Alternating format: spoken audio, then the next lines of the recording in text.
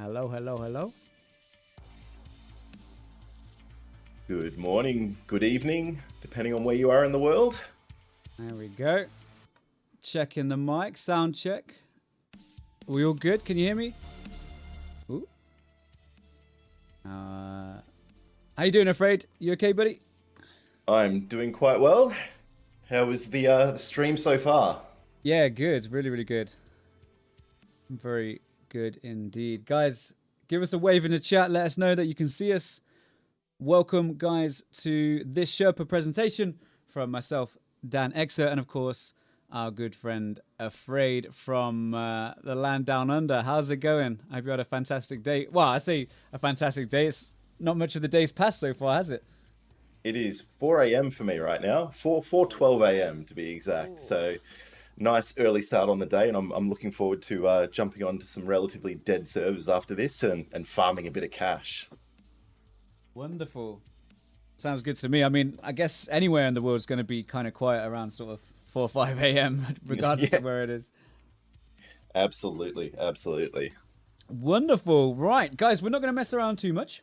Okay, we're going to jump straight into today's presentation. So as you can see, we're going to be talking about ammunition, armor, helmets, that sort of thing. Okay, guys, and the relationship between these two things that we use all the time in Tarkov. Of course, guys, if there are any issues with sound, if you can't hear Afraid or myself, if the sound isn't balanced nicely, please let us know in the chat as soon as possible, and we'll get it fixed before we get too deep. All right, guys, if everyone's happy, okay, let's crack on. Let's jump straight in. All right, and we'll have a good chat about this topic. So, guys, the contents of today's presentation will include the following.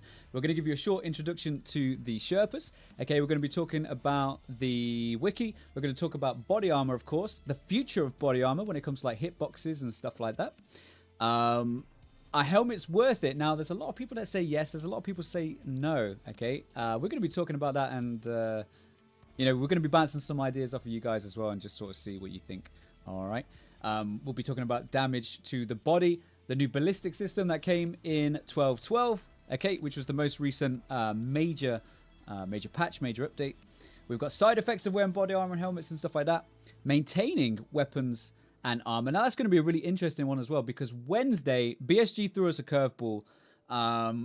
We've had this like all laid out and planned for quite a long time, and Wednesday BSG decided, let's throw armor and weapon maintenance kits into the game. Thanks, guys. Really appreciate it. All right, so we're just going to be jumping into that, and we'll talk about those briefly as well. Of course, obtaining armor. So how you get in armor? Like, is it flea market? Is it from traders, that sort of thing, or maybe you take it off of dead players, scavs and stuff like that. And of course, a section that's going to be dedicated to new players. All right. So we'll be checking that out and speaking about, you know, different things that new players will really benefit from. I see you guys feedback in the chat there, and we'll get that fixed as we go, guys. So let's jump in and crack on with the introduction to the Sherpa. So Afraid, I hand over to you, my friend. Please feel free to give us your introduction to the Sherpas there. Great. All right. Thank you very much. So who are the Sherpas? The world of Tarkov, as we know, is a very unforgiving place, and to a new player, if you don't have a background in, you know, survival or really hardcore gaming, that learning curve can look like a very sheer cliff face, and there's no tutorial in Tarkov, as everyone knows. You know, you either jump in the deep end or you watch a lot of YouTube and try and basically find your own path into the game. But for those that want a bit of a leg up or need some assistance or are really struggling, that's where the Sherpas come into play. So a Sherpa is an experienced player that not only has a passion for playing Tarkov, but also has a passion for teaching new players or other players. So whether you're brand new to the game and you're looking to learn some of the basics, or if you've been playing for a while and you want to understand some of the more complex or advanced parts of the game, there'll be a Sherpa out there that can help you. So there are two main places that you can go to find a Sherpa. The first one is by going to the Escape from Tarkov website, logging into your profile, and then on the right-hand side, you'll see a little link in there for new player assistance. From there, you'll actually be able to raise a ticket, and then a Sherpa will pick that up, reach out to you on your preferred platform, TeamSpeak, Discord, whatever it might be. The second option is to jump onto Discord and browse over to the Sherpa Hub, and that's certainly the path that I would recommend. So hopefully we'll get some links in the chat to discord.gg/Sherpa Hub. We have Sherpas across the world speaking many different languages, if English is not your first language. And finally, I suppose the big thing for us, and I can see the links come up here on the right. Thanks for that, Dan.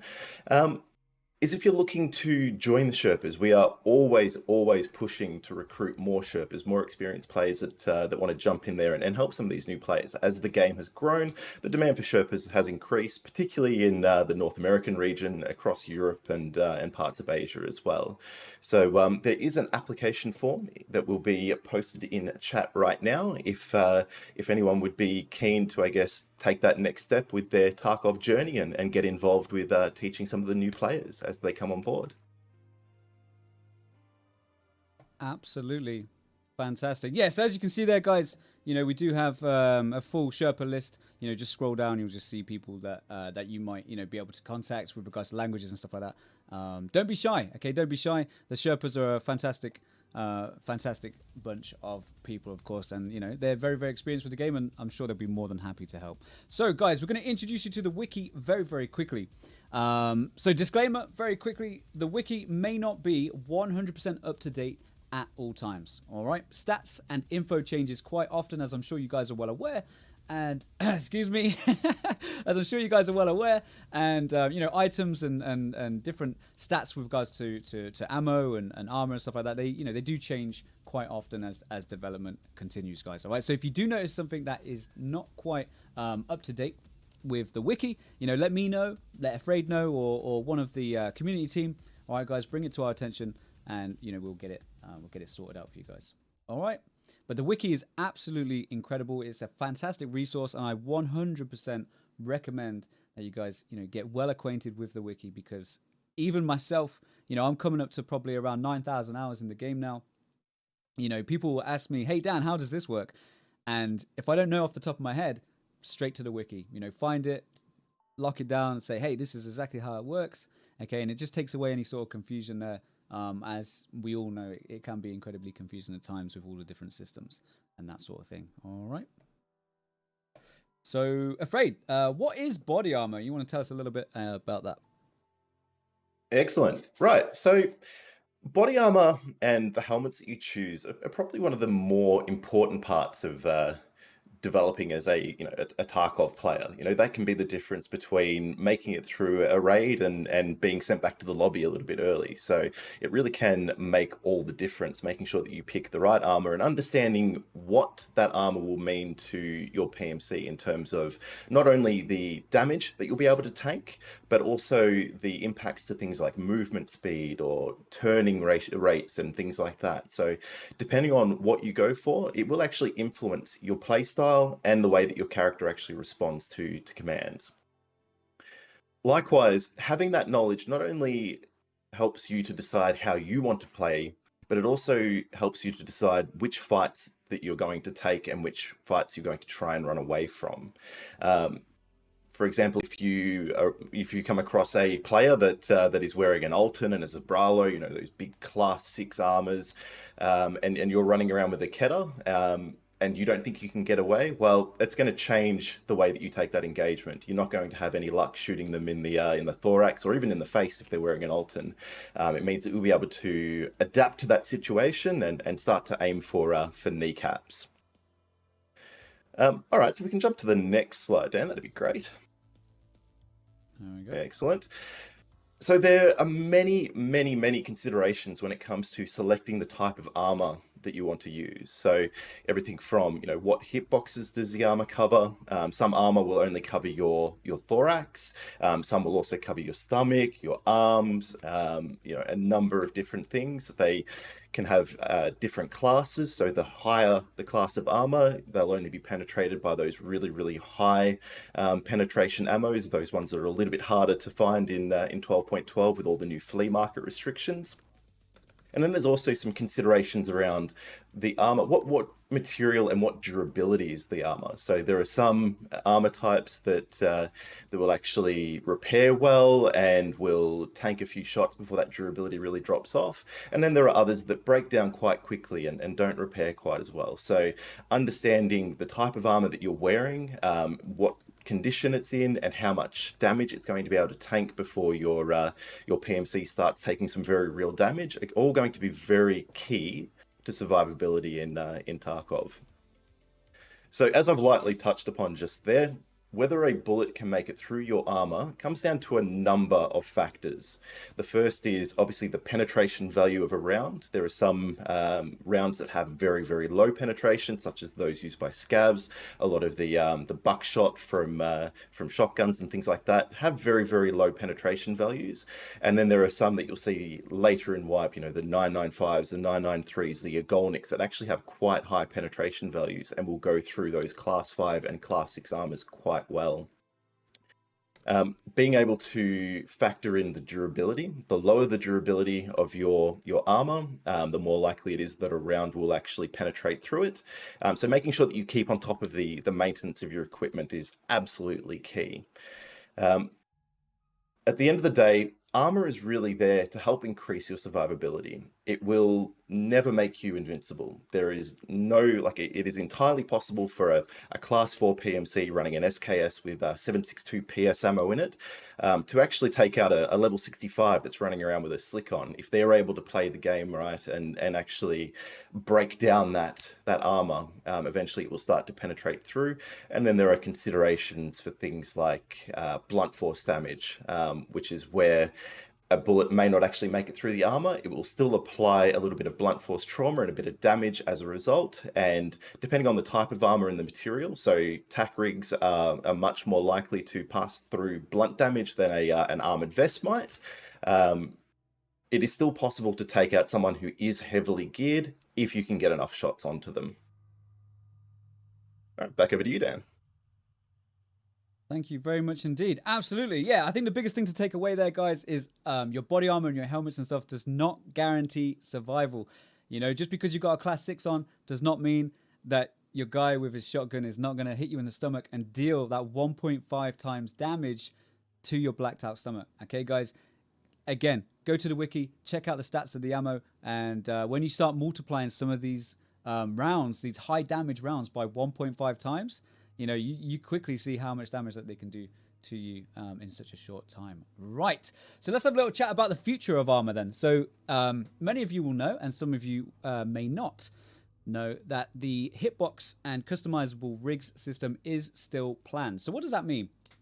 Well, at the moment, body armor will protect your body regardless of the shape of the armor and where the plates sit.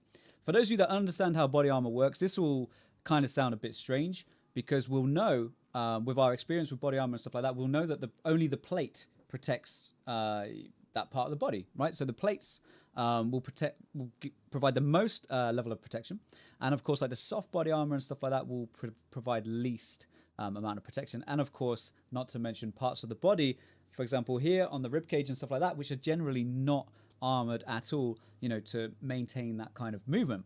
At the moment, the way that it works is that the whole body, the whole zone of the body, if you like, is protected by that body armor. Okay, so imagine a Zabralo, a class 6 Zabralo with the arm armor. In real life, these arm pieces, they're not going to provide that much protection. At the moment in the game, those body armors protect the whole arm, right down to your fingertips with class 6 strong protection. So right down to your fingertips, you're getting that class 6 plate level protection. Okay, this we believe is still planned to be changed in the future, and in the future we will start seeing a more advanced and a more sort of realistic plate system where, if you do hit the plate, that person will get that level of protection. But if you hit around the plate, or maybe the sides, or perhaps other parts of the body where those plates are not covering, we will start to see lower tier ammo being a little bit more effective against the body and stuff like that. Okay, I'm not 100% sure how it's all going to work, but we're fairly certain that it's going to be a lot more realistic, a lot more natural experience for players who do have experience with body armor and who know how body armor works, if that makes sense, guys. All right. So as you can see on the display there, so customizer rigs and hitbox rework still planned, and of course armor will protect only what it should, reflecting plate size, position, soft armor, and that sort of thing.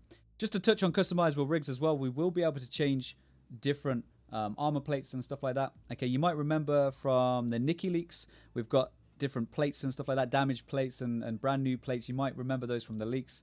I'll try and dig them out and get them up on social media for you guys. So that is very, very exciting. You know, I can't wait to customize my own body armor and rig and that sort of thing as well. So look forward to that, because it will change the game. That's going to be like another big game-changing feature or mechanic, if you like. So here's the current hitbox system. A wonderful demonstration from Afraid here. So as you can see, you got the top of the head there. You know, I know this is self-explanatory, guys. I know we all know where our eyes are and stuff like that, but this just gives you an idea of how the different hitboxes work. Head ears, of course, does extend sort of further around the side of the head there as well, guys. But generally speaking, the side of the head will be considered your ears and that sort of thing. And of course, you have your arms and your body and stuff like that, your thorax and your stomach, and all those nice areas, guys. And of course, our legs, which we know to be a very, very large target when we're enjoying, 9mm rip or Magnum buckshot and stuff like that. All right. Back over to you, Afraid, with helmets. Please take it away. Fantastic. Okay, so helmets, are they worth it? Now, many experienced players will actually debate the effectiveness of helmets. And in the past, for anyone that's ever run with me, I was not a helmet enjoyer. I was out there with a shattered mask purely for the scav buckshot to make sure they wouldn't drop me in a single engagement. But I think that's really changed with all of the new things that have been introduced as part of 12.12. So some of the damage drop-off, the inability to buy those really high penetration ammunitions from the flea market, meaning that people are running more of the sort of mid-tier ammos. And then the higher penetration ammos often have much lower flesh damage. So even if there is a round that would normally do a one-hit headshot and take you out. So as an example, Igolnik has a base damage of 37, and obviously we know that our head has 35 HP on it. It meant that one hit from Igolnik would actually take you out. Now, with 12.12, we've actually seen a change to the way that damage is mitigated by helmets and distance between the shooter and the person being shot. So what that means is, where Igolnik would have been absolutely effective to 150, 200 meters, whatever it might be, with the damage drop-off, that could actually mean that effective distance combined with head armor, you might actually only be able to get a single headshot from 80 meters, 70 meters, a much shorter distance than what you could do in the past. So when we're talking about maps like Shoreline or Woods or any map where there's a long line of sight, Lighthouse in particular, it's actually really, really valuable having some form of head protection on now. As the presentation mentions, it's also really good for scavs. Obviously, we're aware that scavs can aggro from a pretty decent distance, and the way that they're set up at the moment with ray tracing and things like that for targeting, they're also very good at landing small bits of buckshot and things like that. That if you weren't wearing a helmet, could also send you back to the lobby. So.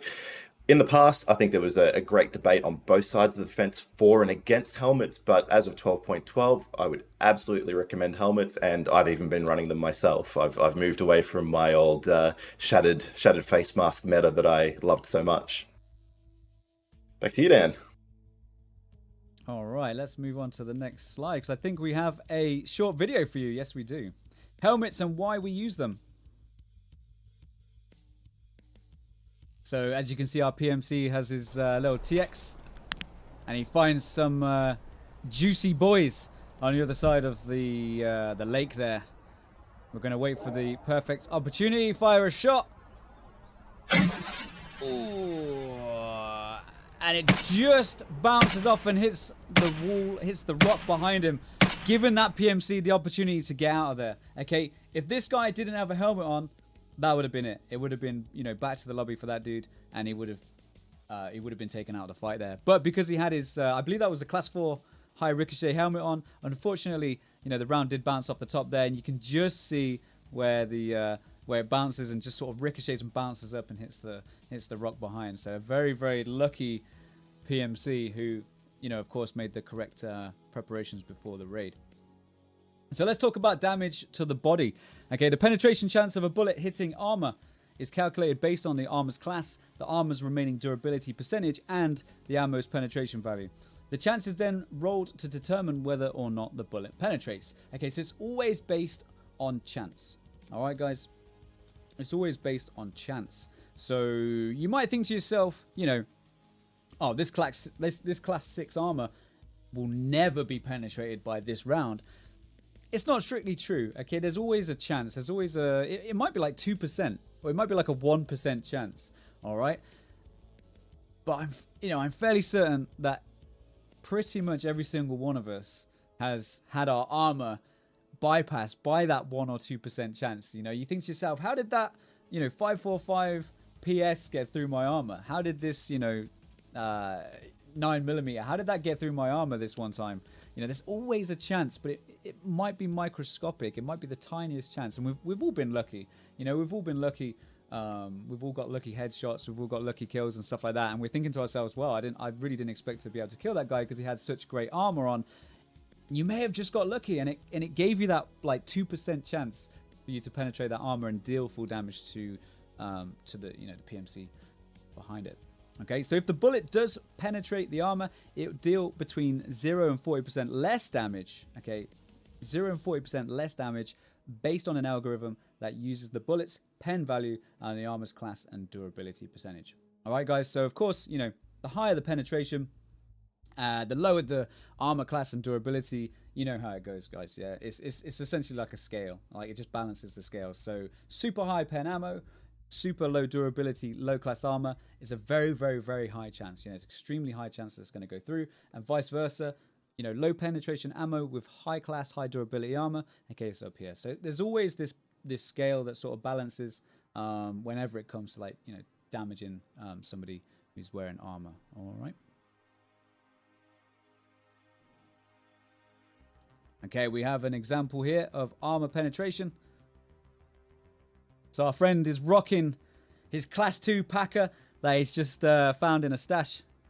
How's he going to get on? This is 545 FMJ with 21 pen. Oof. That doesn't feel very nice. Okay, as you can see, he's been reduced to 48 health. Now, this dude has got the Corrand on the class 5. Let's see how he fares.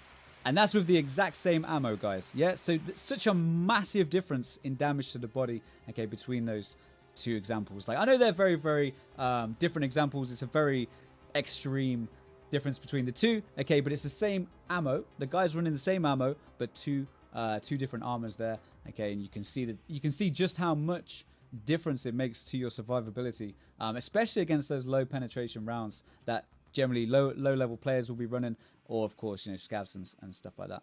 All right, back to you, Afraid, with the ballistics change from 12.12. Excellent. So look, as I touched on a little bit just before, since the introduction of patch 12.12, ammunition now loses energy along its flight path, meaning that the penetration and the damage of each round will be reduced as the distance between the shooter and their target increases. Really, for the most part, this is noticeable after about the 100-meter mark, with the exception of where armor plays a big role, and helmets, as we've already touched upon.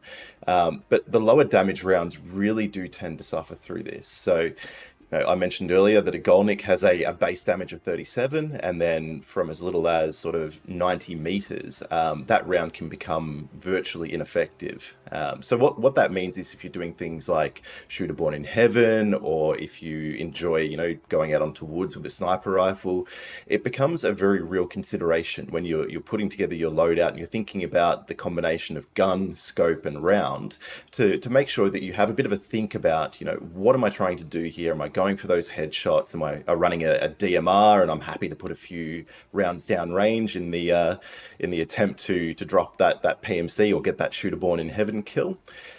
So it's always worth having a look at the wiki, going through, looking at the the damage values that each caliber has, and then I guess comparing it to things like, even I think NoFam has a fantastic chart which talks about effective headshot distance, and then there's some detail there as well around around the damage drop off rates and how what distance you could actually use each of those rounds for.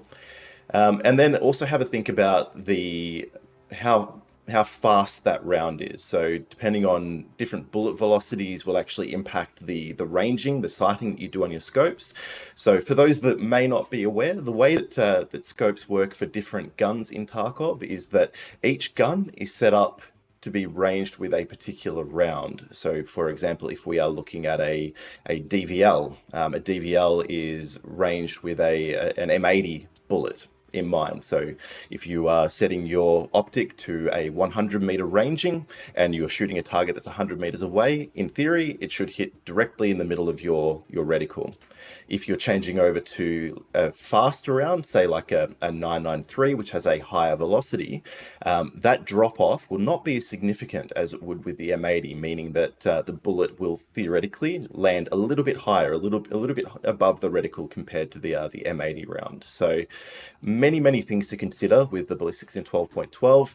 How far will the round be effective to, in terms of being able to apply as much damage as possible to the PMC that you're trying to, or PMC or scav that you're trying to remove or send back to the lobby, as well as, you know, what does my ranging look like with this round and this particular gun combo. So have a play around in offline mode, jump onto a quieter map with a suppressor, take some shots, and see, you know, what you can make happen. Get comfortable with the kit that you're wearing, and then jump into a live round and get some damage done.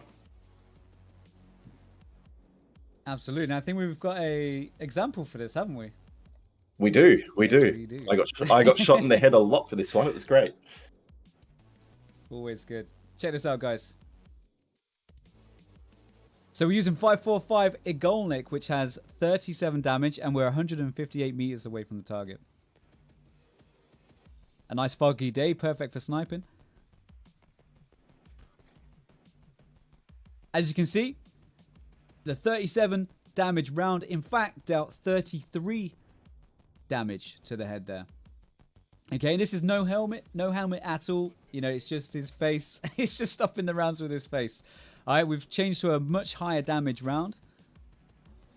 And we've sent our friend back to the lobby there, guys. Okay, another quick example. But it's very important, you know, especially now with the damage drop-off and stuff like that with the 12.12 ballistics update. Okay, guys, you got to be very aware of your ammunition and understand its you know, its pros and cons. You know, it might have really high pen, and that's great for getting through armor, but it's not going to be so good for taking out targets at longer range and stuff like that. Okay. Right, side effects. This is one of my favorite things to talk about. I'm sure my community is absolutely sick of me talking about this. But one thing that comes to mind is muscle memory. Okay, so what kind of side effects can we expect from our body armor? So movement speed, ergonomics reduction. Okay, those speak for themselves. Obviously, movement speed, moving slower, being more of a slow-moving target. Ergonomics reduction, so it's going to affect your ADS speed, the speed at which you can aim your weapon. It's going to affect the amount of noise that you make. So your noise profile as you're moving around the map. Okay, you might be a little bit noisier, and people are going to hear you much sooner. All right. Of course, the turn speed modifiers, which translates as your sensitivity. A lot of people do get frustrated in Tarkov because they're running different body armor, helmet setups all the time. You know, what I like to do with my community is I try to encourage people to use the same gear as much as possible. Now, I know it's not always the case. I know it's not always possible to run the same gear all the time. And for 12.12, I've actually done my absolute best to run the same sort of MMAC. You know, I know it's quite a low class, cheap sort of armored rig, but I really like the fact that it's only got like a -5 turn speed. And whenever I use different body armors and helmets and stuff like that, I always try and match my total turn speed modifier, which is actually -12%.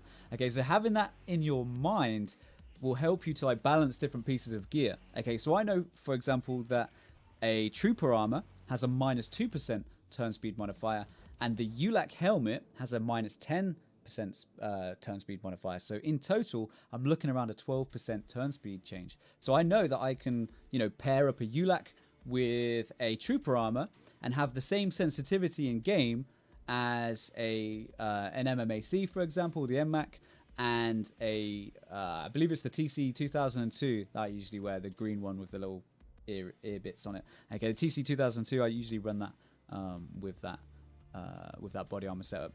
All right. Now, I know that some people will change their sensitivity and stuff like that here, there, and everywhere. Guys, I do not recommend to do that. Okay, I do not recommend to change sensitivity or mess around with stuff like that. Okay, if you just keep your sensitivity the same and understand how different body armors are going to affect you, okay, it will essentially help you more in the long run. All right, guys, I do recommend learning this side effect and sort of using it to your advantage as well, and understanding how it's going to affect your PMC and how your PMC feels. All right, guys, and of course, last but not least, we have weight. So body armor does weigh things unless you've got elite strength, of course. But anybody that's between 1 and 50 strength, okay, you guys will of course be massively affected by the weight of certain pieces of body armor. For example, Zabralo is 25 kilograms or something crazy. Okay, and then on the bottom end of the scale, you've got things like the Packer, you've got the Trooper, you've got the Carasser and stuff like that. These are a lot lighter, and they'll allow you to move around with a little bit more freedom and a little bit faster and that sort of thing. All right. Weapon maintenance, Afraid, this is all yours. Excellent. So, weapon maintenance, sorry, armor. My bad, guys. Both are very important though. Yeah. So keeping on top of armor maintenance is incredibly important. As the durability of your armor decreases, the likelihood that a bullet will penetrate and do higher damage to your PMC increases. And as we mentioned earlier on, even if you're using a low pen round, eventually you will be able to make it through an opponent's armor. So understanding that other people will be able to do the same thing to you can actually really help you make decisions about when it's time for you to leave a raid, whether or not you want to take an engagement, or whether you want to jump out from there and basically try and bank that survive. Likewise, repairing armor will never bring it all the way back up to 100% effectiveness. So say we take a Korund, which is a personal favorite of mine, has a starting durability of 45. Now, at 45 out of 45, you will have 100% effectiveness of that armor. As you repair it over and over, that maximum durability and therefore the effectiveness will slowly start to decrease. So say you have a 35 of 35 Korund, that will actually not protect as well as a 45 of 45 Korund, even though both appear to be at full durability.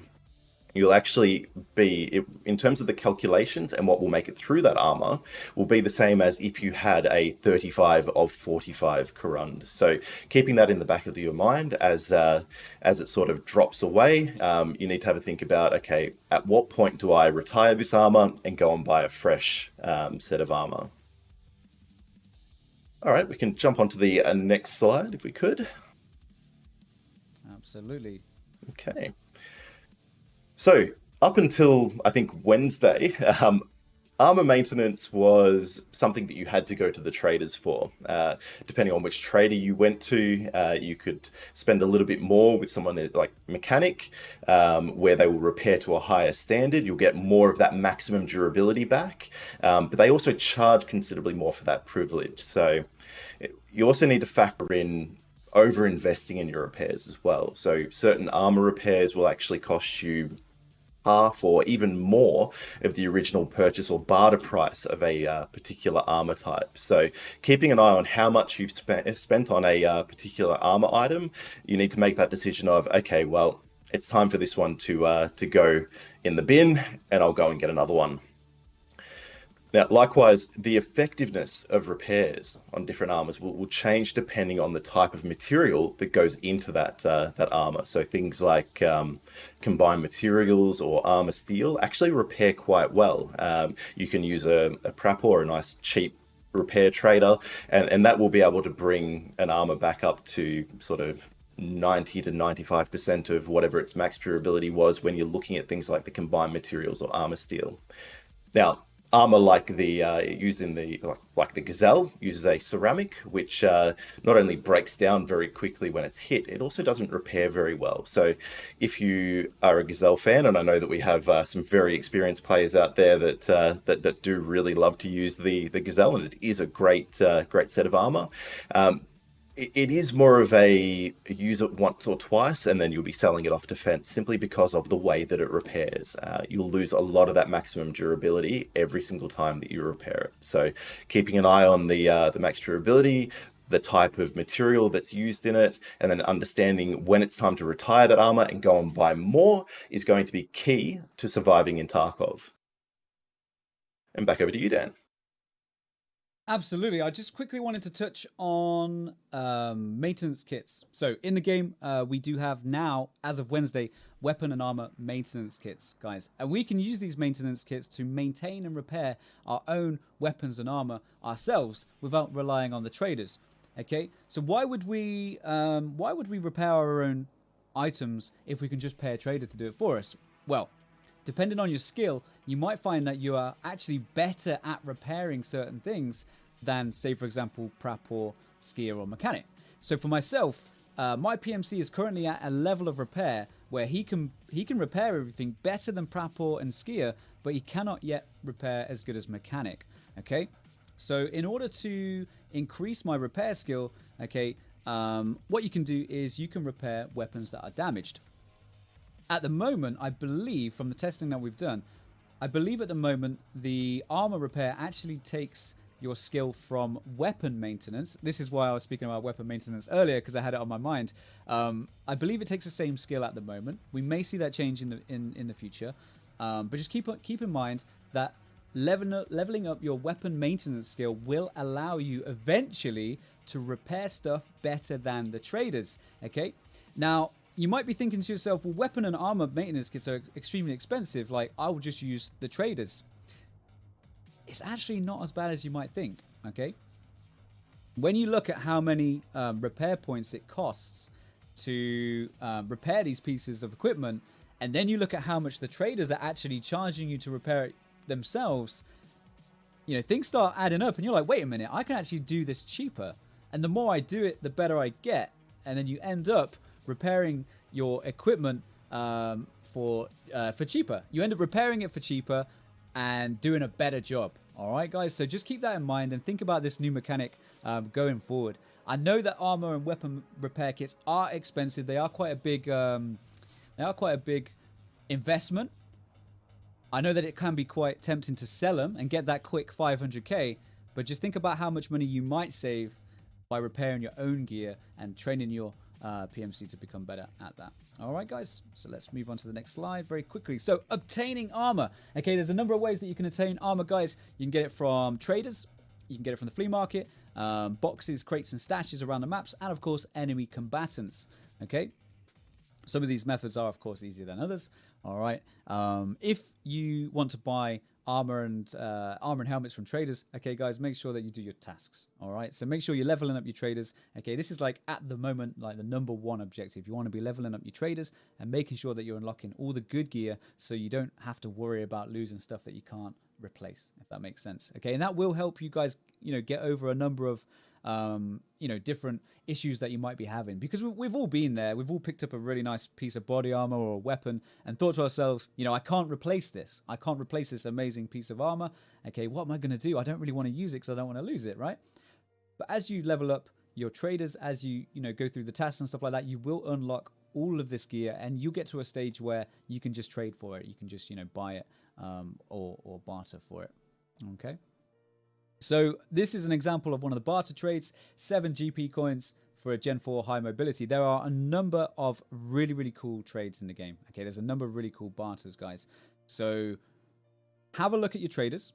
Get familiar with all of the different trades, barters, prices, and stuff like that, because you will find that there are some absolutely awesome deals that you can get that not very many people either look for, or maybe they just, don't have the time to really pay attention to. For example, and I know it sounds silly, but imagine the scav vest. Okay, so the thing that comes to mind is the scav vest, right? This thing costs like 20 to 30k on the flea market.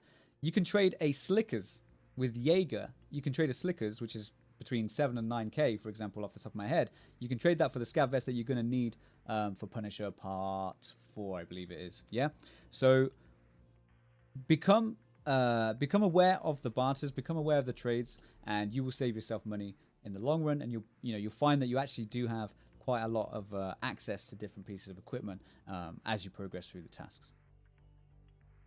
Right, we have a section for new players. Afraid, please feel free to take it away. Excellent. So Dan has just touched on a few of the barters that you can do with the higher level traders, getting yourself into class 4, class 5, that type of stuff. But as a new player, it still continues to be important to run armor. I'm sure we've all come across a sub-level 10 that's running around with a TT pistol and not much else on, and they're being chased by half the scavs on the map. But there are actually quite a few very, very decent trades that can be done, or even purchases that you can make outright with traders with just level 1 loyalty. So there's a list of them here on the presentation that you can see. Now, you can either craft those in your hideout if you have things like the lavatory unlocked, which you're able to do very early on if you're someone that likes to actually grind out the hideout.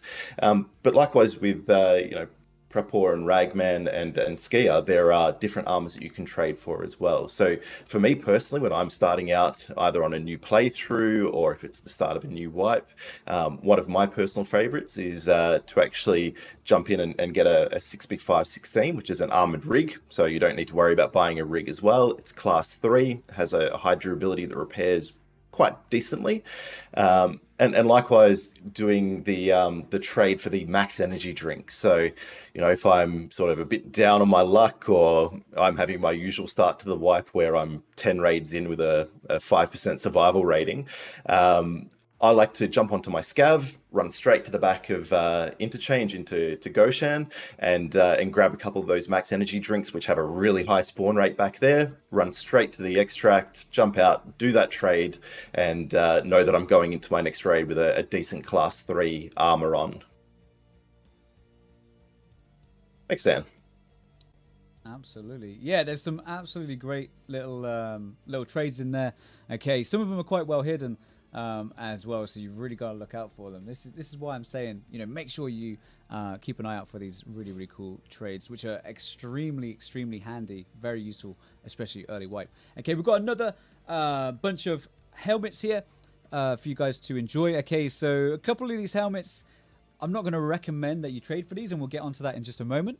However, there are different options there. Okay, so you've got the Sfera, you've got the SSH-68, which is the green, let's call it the green old army helmet. I'm sure you guys have other names for this helmet, but this is a great little helmet. It has a high ricochet chance, and I've seen this thing bounce 55A1s. I've seen it bounce M62s. Like the little little old Russian army helmet is absolutely amazing.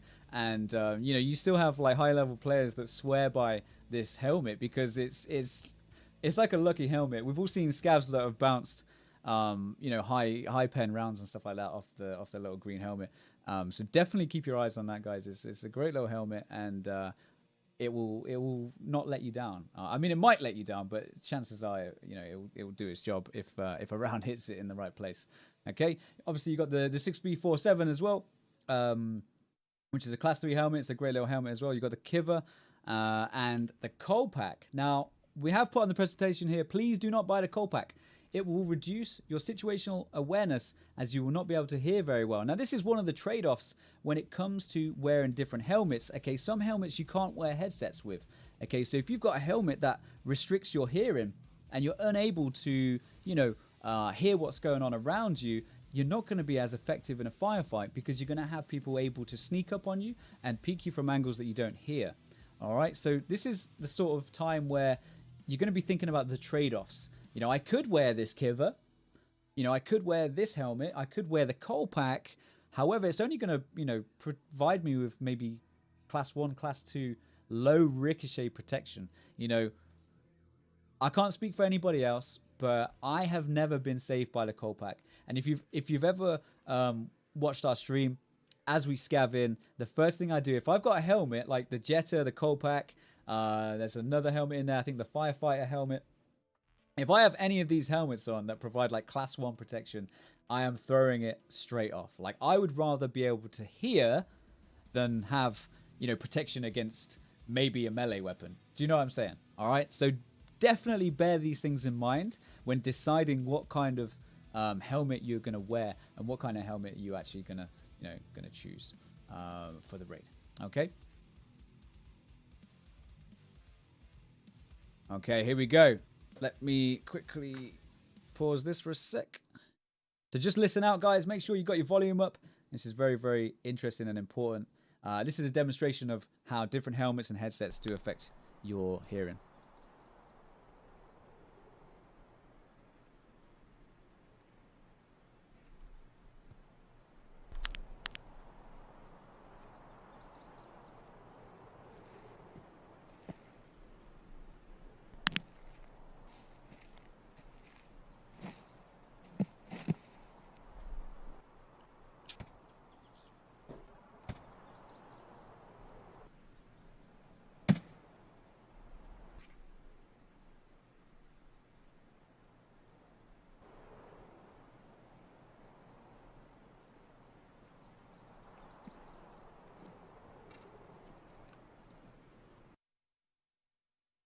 Okay, so you can see that there's a massive difference in between each audio decision that you make. Okay, so just be aware, different helmets will affect your situational awareness, and of course some helmets will restrict your ability to wear active headsets, which will again, you know, make it harder for you to hear other players and hear other noise cues around the map, which will help to inform your decision making. And of course, remember, guys, if you didn't listen at all for the last 50 minutes, if you've just tuned in or you fell asleep or whatever, remember this one thing, please. I beg of you, please remember this. Learn how to acquire armor and gear and use insurance to your advantage. All right, guys? Body armor exists as a last resort. It is not to be relied on as a guarantee for your survival. Your best chance, and I know this sounds silly, I always get funny looks when I say this, but your best chance at staying alive is not getting shot. Okay, guys? That doesn't mean don't fight anybody. That doesn't mean sit in a bush for 45 minutes. I mean, you can if you want. I mean, that's up to you. Okay? But try not to get shot in the first place. Try and, you know, work on, you know, peeking from corners, peeking from cover. You know, if you've got a decision to make where there's somebody in front of you, you've got some hard cover to the left, or your other decision is to just stand there and you know, your other choice is to stand there and tank shots. Okay, that hard cover is going to provide so much more protection than any piece of body armor in the game. Okay, guys? So just try and think about that when you're going into your raids. Think, if I get contacted right now, where can I take cover? Always have this, you know, thing going on in your mind. If I get shot at right now, where's my nearest hard cover? Yeah, think about that when you're traversing the maps. And it is a silly thing to think about, like, oh, don't get shot, you know. But seriously, guys, the less that you get shot, the more you will survive. And that piece of body armor will be in much better condition when you really need it than if you go out there and get yourself in trouble all the time, guys. Okay. Now we're going to open up for a couple of questions. We do have some questions here already. So Afraid, if you would like to take the first question that we've got, which is, what's the best ammo to use in a fight? What would you say that the best ammo at the moment is? You know, taking into account things like the economy, stats, availability, and that sort of thing. What's your top ammo to use at the moment if you want to go and fight other players and stuff like that? So I actually have I have two different views on this. I think in terms of availability, now that we're getting into sort of the mid to late wipe, or people are starting to run a little bit more geared, the real availability of 7.62 by 39 BP, you'll see a lot of people using, you know, your basic AK-103s. The mutant is starting to play a big role as well.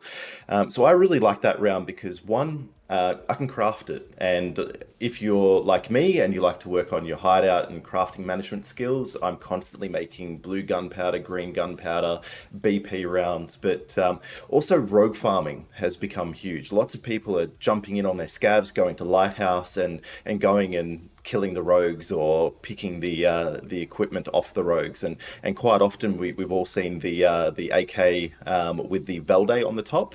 They often come loaded with anywhere from, sort of, I think it's 90 to 120 rounds of BP. So it's a really, really easy way to get a very, very effective late game ammunition.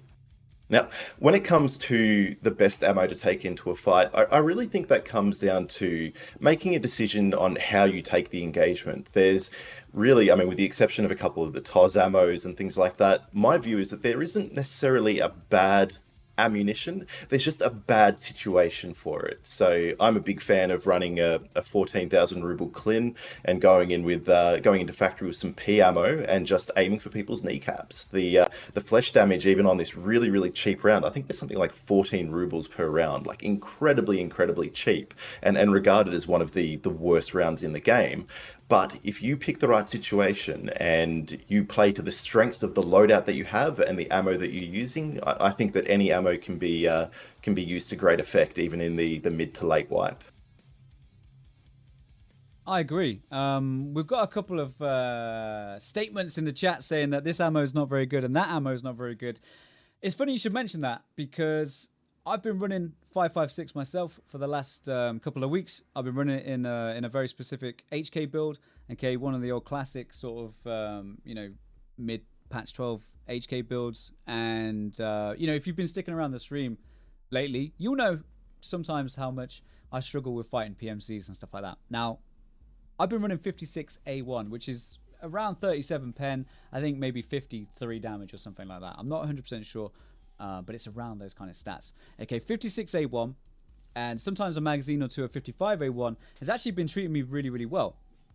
Now, it doesn't do a massive amount of damage. Okay, 5.56 is had a little bit of a bad reputation this wipe. Okay, I'm not going to sit here and try and gaslight anybody. 5.56 has had a bad reputation this wipe. Now, what I've done to counteract that is by running the HK. It's got an extremely high sort of fire rate. We're firing this stuff out at 850 RPM. Okay, the HK has treated me very, very well. Okay, it's all about, with 5.56 for me, the way that I've counteracted this issue with the ammo, I've just been trying to get as much ammo on target as possible, as much as that damage potential on target as I can. Okay, guys, it's not a great round at the moment. Like, a lot of people are having trouble with 5.56. But generally speaking, you're still going to one-tap PMCs. Okay, you're still going to one-tap PMCs from far away if you land a shot on their head. You might struggle with thorax shots. Okay, 5.56 is going to struggle on thorax shots and stuff like that. But, take it from me if you like. Okay, you don't have to believe me. I completely respect that we've all had our own experiences and stuff like that. But I have been running 5.56 to great effect for the last, 2 or 3 weeks. I've been taking out 2-mans, 3-mans, stuff like that. And generally speaking, I'm not a huge PvP player, but if I'm able to, be taking out these 2-3-mans and stuff like that, like against the odds, it is possible, guys. All right. So just try and, if you are experiencing problems with ammo, see if there's like a way around it. Okay. If you're not doing enough damage with it, maybe change the situations in which you're trying to use that ammo. All right, guys, or trying to change the way that you're using that ammo if it's not working out for you. Okay, that said, for me personally, my favorite ammo this wipe is M80. For me, 7.62 M80 has been doing an absolutely amazing job. Okay, it does 80 damage with around 40 or 41 penetration. Not 100% sure on that. Please check the ammo charts, guys. But it's about 80 damage, 40 pen, and the damage throughput from that round is absolutely insane. All right, guys, if you're using it on semi-auto, if you use it on full auto, 7.62 M80 is an extremely easy to come by round. Okay, it's like Peacekeeper level 2, and it does a crazy amount of damage. I'm actually surprised that M80 hasn't been increased in price, because it's been extremely effective for me, whether it's sniping, 300-400 meter headshots on some of the rogues and stuff like that, or close up in an SA58 or a G28 or a SR25 or whatever it is that we're doing at the time. Okay, now we do have another question here. Let me see. So why shouldn't I just use a packer when I get head eyes every second raid anyway? So, Afraid, what have you got to say about this question? Why shouldn't players just use the cheapest armor available if they find that they just get shot in the face anyway? What would your answer be for that? Look, it depends on the engagement. I find a lot of the time when I'm being head eyes by PMCs, that's just the luck of Tarkov sometimes. We can't always avoid those situations. But if I find that I'm getting head eyes by scavs, for example, it's usually because I have peaked an angle and re-peaked, or allowed the scav to take a couple of shots and really focus in on where they're hitting me, and making sure that I I'm not doing anything that actually plays to the AI's hands. The more you play and the more experience that you'll get, you'll start to be able to kind of manipulate the AI behavior. Not to say that you won't be instantly buckshotted by a scav that has been sitting around a corner and you've just sort of walked into them. But for the most part, you'll be able to play around that particular style. Now, with armor, though, we'll find, and this is a thing that is, I guess, natural for a lot of FPS players, is our brains are trained to try and hit center of mass. We want to try and get as much damage on target as we possibly can. So we're going to aim for the largest part of the body that we can see, and that is usually the legs, stomach, or thorax. And that's where the bulk of those good value armors will actually provide the most benefit. Sure, there will be players that are just absolutely on their game and will land a headshot every single time. I've come across many of them, a lot, particularly this wipe. But I think armor for me has saved me more often than not in engagements with PMCs. And for me personally now, I've actually reached the point where I found that if I'm not running a class 5 armor, I generally don't try and take too many PMC fights, because we're at that stage now where armor has become so important, particularly with the scarcity of the really, really good, high quality, high pen ammunitions. Yeah, completely agree. I mentioned it earlier as well. For the most part, I'm running MMAC, the MMAC, the Strandhog. Class 4 armored rigs is pretty much what I'm running at the moment, with just a Class 4 high ricochet helmet. It's been doing absolutely fine for me. I tend to find that working on my positioning, working on my situational awareness is a much greater way at staying alive than, worrying too much about your armor. All right, guys. I see so many people get themselves into bad situations and then blame their gear, blame their armor and stuff like that. Of course, you're much more likely to survive with like a class 4 armored rig than you would be 3M body armor or something like that. However, a lot of the times, a lot of situations are actually avoidable. If you know that there's like a big juicy squad fighting over at construction, avoid construction. If you know that there's a guy running around with an SA-58 in this maybe use that to your advantage and head around. Of course, guys, people are going to be suppressed. People are going to be running weapons that you're not going to hear until maybe it's too late. So always think about having that piece of hard cover in mind as you're traversing the maps. Where can I go if I get shot at? Do I have a teammate to watch my back? Work on these different techniques. Work on this situational awareness. Okay, your body armor is not there to just tank rounds, guys. It is there as a last resort. So be careful out there. Take care of yourselves, and just try not to get shot. It sounds silly in an armor presentation, but trust me, getting shot is the worst. Okay, don't do it, guys. That is everything from us today. Thank you very much indeed for coming by. My name is Dan. Okay, you can find me at twitch.tv DanExert. Okay, we're live Monday to Friday for approximately 7 or 8 hours a day. Afraid, my friend, if you'd like to give us your outro there as well, dude. Yeah. It's been a pleasure to chat with you today. And please tell everybody where they can find You you. as well. So I'm Afraid. I'm found on both Twitch and Twitter under afraid_au. I'll be going live for a few hours after this to do a bit of factory PvP and maybe some Lighthouse Rogue runs. But I just wanted to very quickly say a thank you to Walker Boy and Nick, 2 of the American Sherpas, for their assistance in putting together some of the videos that you've seen in the presentation today. And remember to join the Sherpa Hub Discord if you're interested in either joining the Sherpas or if you're looking for assistance from any of our experienced team. Awesome. Thank you very much indeed. Guys, it's been an absolute pleasure. Okay, have an amazing rest of your day. That's it from us. And we'll see you soon. All right. Thanks, guys. Have a good one and enjoy the rest of your day.